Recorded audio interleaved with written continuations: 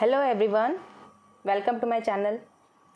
जैसे कि मैंने बोला था आपको कि मैं आपको इस बार स्टोरी सुनाऊंगी, तो आ गया है वो दिन। आज स्टोरी सुनने का दिन है। ये जो मेरा आज जो स्टोरी सुनाने का जो डे है, उसमें आज मैं आपको एक स्टोरी सुनाने वाली हूँ, जिसमें जैसे आपने टाइटल पढ़ा ही होगा, एक साधु और बिल्ली की। अभी आप सोच रहे होगे ये बच्चों वाली स्टोरी है क्या, मीन्स छोटे छोटे बच्चे सुनते हैं। वैसा कुछ नहीं है। ये एक्चुअली मैं जितनी भी स्टोरीज सुनाती हूँ उसमें वो मोटिवेशनल स्टोरीज़ होती हैं, या फिर उसमें से कुछ आपको सीख मिलती है। तो एक्चुअली होता क्या है कि हर एक आदमी में एक बचपन कहीं ना कहीं रहता है, छोटा मोटा। सभी को स्टोरी सुनने में बहुत अच्छा लगता है। बचपन में जो दादा दादी ने, नाना नानी ने जो स्टोरी सुनाई रहती है, वो अभी तक हमें याद रहती है। ऐसे ही टाइप की कुछ कुछ स्टोरीज़ हैं जिसमें सीख मिलेगी, आपको मोटिवेशन मिलेगा। वैसी स्टोरी मैं आपके पास लेके आ रही हूँ। आप सच में एंजॉय करोगे स्टोरी को और उसमें से कुछ सीखोगे। आज मैं आपको जो स्टोरी सुनाने वाली हूँ, उसमें मैं आपको स्टोरी सुनाने के बाद ये पूछने वाली हूँ कि आप उसमें कमेंट करो। पहले आप स्टोरी सुन लो, फिर उसके बाद आप उस पर कमेंट करना ज़रूर। ओके। एक जंगल में एक साधु रहा करता था अपना आश्रम में। ज़रा बूढ़े सा थे वो, थोड़ी उम्र हो गई थी, और वो उसी आश्रम में अपने शिष्यों को लेके रहा करते थे, गुरुकुल। एक दिन अचानक वो जंगल से गुज़र रहे थे, तो उन्हें एक बिल्ली मिली जो थोड़ी घायल अवस्था में पड़ी हुई थी। उसे देख के तो लग रहा था कि किसी जंगली जानवर ने उसके ऊपर हमला किया होगा, और वो किसी तरह बच के वो एकदम कोने में आके पड़ी थी। तो साधु जी की नज़र उसके ऊपर पड़ी। उन्होंने वो बिल्ली को उठा लिया और अपने आश्रम में लेके आए। आश्रम में लाने के बाद उन्होंने मरहम पट्टी की वो बिल्ली के बच्चे की, और कुछ ही दिनों में वो बिल्ली का बच्चा अच्छा खासा तंदुरुस्त हो गया। बहुत मस्ती करने वाला, खेलने कूदने वाला वो बिल्ली का बच्चा था।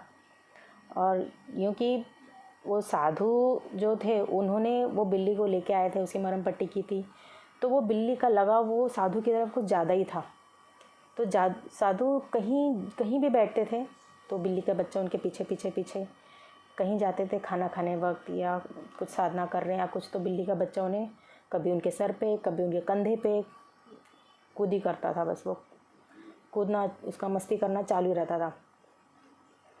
तो ये यहाँ तक तो ठीक था, लेकिन जब जो गुरुजी थे, वो जो साधु बाबा थे, वो जब साधना करने बैठते थे, तभी भी वो बिल्ली का बच्चा कभी कंधे पे, कभी सर के ऊपर कूदने लग जाता था, मस्ती करता था। तो अभी ये तो बहुत बड़ी मुश्किल की बात हो गई उनके लिए कि अभी उसको तो मैं डांट भी नहीं सकता, उसको ज़रा मैं धकेल नहीं सकता पीछे, क्योंकि इतना प्यारा बच्चा था कि वो किसी का मन ही नहीं करेगा वो उसको एकदम पीछे धकेलने का। तो उन्होंने अपने एक शिष्य को बुलाया और बोले कि एक काम करो, ये बिल्ली के बच्चे को जाके वो सामने वाले पेड़ के नीचे बांध दो। वो शिष्य ने सुना और ले गया बिल्ली का बच्चा वहाँ बांधने को। जब साधु ने देखा वहाँ बिल्ली का बच्चा बंध गया है, तो उन्होंने अपनी साधना चालू की। साधना हो भी गई अच्छे खासी, तो उनको लगा हाँ अभी ये ठीक रहेगा, जब भी मैं साधना करूँगा तो फिर मैं ये बिल्ली का बच्चा वहीं बांधने के लिए बोल दूँगा। तो जिस शिष्य ने वहाँ बांधा था, उसको दूसरे शिष्य ने पूछा क्यों यहाँ पे बिल्ली का बच्चा बांधा जा रहा है। तो उसने बोला पता नहीं क्यों बांध रहे, लेकिन साधु गुरुजी ने जो बोला है उसको तो मानना ही पड़ेगा। और किसी की हिम्मत नहीं होती थी गुरुजी को कुछ क्वेश्चन पूछने की कि क्यों गुरुजी, क्यों बांधा जा रहा है। उन्होंने जैसा गुरुजी ने बोला उसका आज्ञा का पालन किया और वो जाके वहाँ पे उसको बांध दिया। फिर दिन बीतते गए, वो रोज़ का एक काम ही बन गया था कि जैसे ही शिष्य देखते कि गुरुजी बैठ रहे हैं साधना में, तो बिल्ली का बच्चा पकड़ के वहाँ बांध देते थे। तो ये रूटीन बनता गया।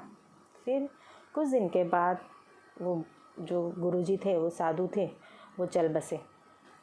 बूढ़े तो हो ही गए थे, तो वो चल बसे। उनकी जगह पे जो सीनियर शिष्य था उनका, उन्होंने वो जगह ले ली और वही बाकी क्रियाक्रम चलता रहा कि साधना करना ये वो। तो जो गुरुजी के स्थान पे जो दूसरे शिष्य आके बैठ गए, उनका भी वही क्रम। जब वो साधना करने बैठे उन्होंने बोला अपने गुरुजी वहाँ पे जब साधना करने बैठते थे तो वो बिल्ली के बच्चे को वहाँ बांध दिया जाता था, अभी भी वो जा कर के वो बिल्ली के बच्चे को वहाँ बांध दो तभी मैं साधना करूँगा। उनको ये नहीं पता था रीज़न कि बिल्ली के बच्चे को वहाँ क्यों बांधा जाता था, लेकिन बस पहले वाले गुरुजी ने वैसा किया, इसके लिए उन्होंने भी चालू कर दिया। धीरे धीरे वो भी काम चलता रहा। यहाँ साधना में गुरुजी बैठते, वहाँ पे बिल्ली भी अच्छी खासी बड़ी हो गई थी वैसे, तो वो उसको बांधा जाता था। फिर कुछ दिन के बाद वो बिल्ली भी चल बसी। अब क्या करें?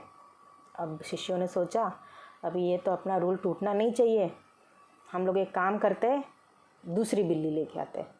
और वापस उन्होंने दूसरी बिल्ली लेके आए, दूसरी बिल्ली का बच्चा, और वापस वही रूल चालू रखा गया और वही चलता रहा जो अभी तक चल रहा है। अभी ये तो थी स्टोरी। अब इस स्टोरी में आपको क्या समझ में आता है कि जो भी गलत प्रथाएं जो चल रही है पुराने ज़माने से, जिनको अभी तक हमें भी नहीं मालूम कि उसका रीज़न क्या था, हम उसी को ढोए जा रहे हैं, उसी को माने जा रहे हैं। चाहे उसमें किसी का नुकसान हो रहा होगा, किसी को परेशानी हो रही होगी, कुछ नहीं सोचते हैं, लेकिन वो पुरानी प्रथाएं करके हम लोग उसको निभाए जा रहे हैं। ये कहीं ना कहीं तो बंद होना चाहिए। तो मैं चाहती हूँ अगर आपको ये स्टोरी अच्छी लगी होगी तो प्लीज़ लाइक करो, कमेंट करो, लेकिन मुझे कमेंट में मुझे आप ये भी बताओ कि ऐसी कौन सी प्रथा है आपके दिमाग में कि ऐसा लग रहा है कि वो बंद होनी चाहिए। अभी शुरुआत चलो मैं ही करती हूँ। सबसे पहली जो प्रथा है वो बेकार प्रथा, मतलब उसको बहुत लोग उसको अपोज करते हैं लेकिन फिर भी अभी तक चली आ रही है। वो सबसे बड़ी प्रथा है मीन्स दहेज की प्रथा। पहले के ज़माने में जब शादी होती थी, लड़की जब अपने मायके से अपने ससुराल आती थी, तो उस टाइम जो लड़की का जो पिता था वो एक स्त्री धन करके उसे, अभी अपने घर से जा रही है, हमेशा के लिए लड़की का घर चेंज हो गया है, तो चलो अपनी तरफ से उसको गिफ्ट दिए जाते थे कि ले लो स्त्री धन समझ के। लेकिन धीरे धीरे वो स्त्री धन का रूपांतर हो गया दहेज में। उस टाइम तो पिता अपनी मर्ज़ी से लड़की को देता था कि ये ले लो, तुम वो ले लो, लेकिन अभी उसका जो पूरा चेंज हो गया है कि यहाँ पे ज़बरदस्ती मंगाया जाता है। एक लड़के की बोली जैसे लगाई जाती है कि दूल्हे की बोली लगाई जाती है, बाबा मैं तुमको अपना लड़का दे रहा हूँ तो तुम लड़की के साथ साथ ये भी दे दो, सब दहेज में से इतने लाख रुपए, गाड़ी, स्कूटर और पता नहीं क्या क्या मंगाते हैं। तो ये जो प्रथा है वो पहले जो स्त्री धन के रूप में चालू हुई थी, वो यहाँ पे आगे बढ़ते बढ़ते तक दहेज में चेंज हो गई है। तो कहीं ना कहीं ये भी गलत प्रथा है जो बंद करने की ज़रूरत है। कई जगह पे बंद हो भी गए हैं, क्योंकि आजकल के जो जागरूक लड़के लड़कियां हैं जो आजकल, तो वो लोग समझते हैं ये सब बात को कि ये सब गलत है, दकियानुसी बातें हैं, लेकिन कुछ जगह पे अभी तक वैसा चल रहा है ना। इसके लिए मैं तो बोलूँगी कि अगर आप कमेंट करोगे तो आप अपनी तरफ से कुछ ऐसे चीज़ें आप उसमें रखो कि जो सबको पता चले कि ये सब गलत बातें हैं जो अभी तक आगे नहीं बढ़नी चाहिए। ठीक है, थैंक यू। आपको अगर ये स्टोरी सुनी होगी, स्टोरी अगर आपको अच्छी लगी होगी तो प्लीज़ लाइक और कमेंट कीजिए, शेयर कीजिए। जिन लोगों ने अभी तक सब्सक्राइब नहीं किया हो तो प्लीज़ सब्सक्राइब कीजिए। और अच्छी स्टोरीज़ मैं लेके आऊँगी, लेकिन इसके अगला जो सेशन रहेगा वो हमारा रहेगा डैंड्रफ का। तो डैंड्रफ के ऊपर सेशन रहेगा, वो अगला वाला सेशन भी आप देखिए प्लीज़। ठीक है, bye, stay safe, stay happy.